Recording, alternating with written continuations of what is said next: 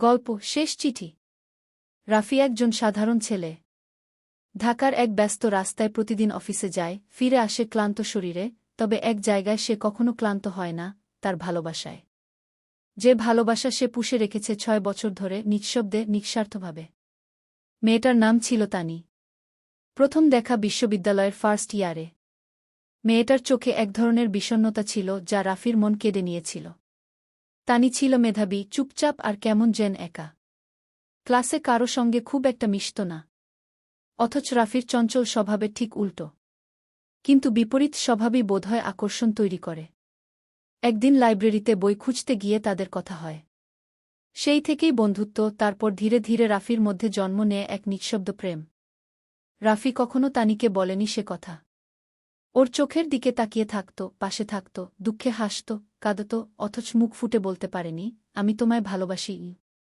তানির জীবন ছিল জটিল। মা নেই, বাবা আবার নতুন সংসার পেতেছেন। সে ছিল যেন এক ভাসমান দ্বীপের মতো। রাফি চেয়েছিল তার তীরে পৌঁছাতে, তাকে ভালোবাসা দিতে, নিরাপত্তা দিতে। কিন্তু তানি কখনো রাফির ভালোবাসা বুঝেছিল কিনা সে জানত না। বিশ্ববিদ্যালয় শেষ হলে তানি হঠাৎ করেই যোগাযোগ বন্ধ করে দেয়। ফোন ধরত না, মেসেজের উত্তর দিত না। রাফি ভেবেছিল হয়তো সে ব্যস্ত, নয়তো সে বুঝে ফেলেছে রাফির অনুভূতি আর দূরে যেতে চাচ্ছে। দিন কেটে যায়, মাস পেরিয়ে যায়। রাফি অপেক্ষা করতে থাকে। 3 বছর পর একদিন হঠাৎ একটা চিঠি আসে রাফির ঠিকানা। হাতে লেখা, পুরনো কাগজে মোড়ানো। প্রেরক, তানি।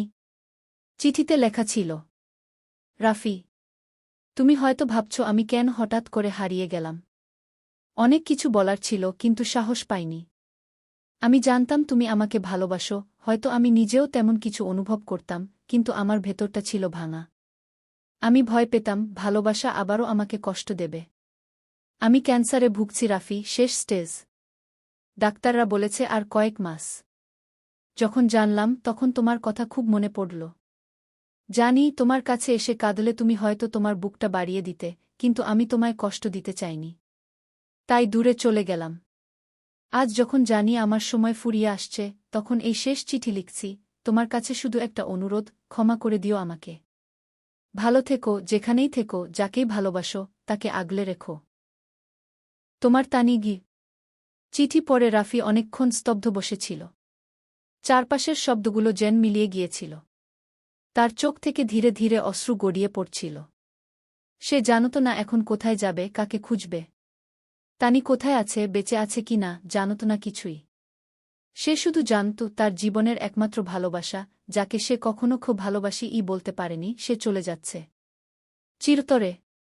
রাফি এখনও সেই চিঠিটা সংরক্ষণ করে রেখেছে। প্রতিদিন রাতে ঘুমানোর আগে সে চিঠিটা পড়ে। যেন তানি তার খুব কাছেই আছে। কখনো যদি কারো সঙ্গে তার দেখা হয়, যাকে সে ভালোবাসবে, সে ঠিক বলবে, ভালোবাসি, কারণ সে শিখে গেছে অনুভূতি জমিয়ে রাখা মানে সময়কে হারিয়ে ফেলা।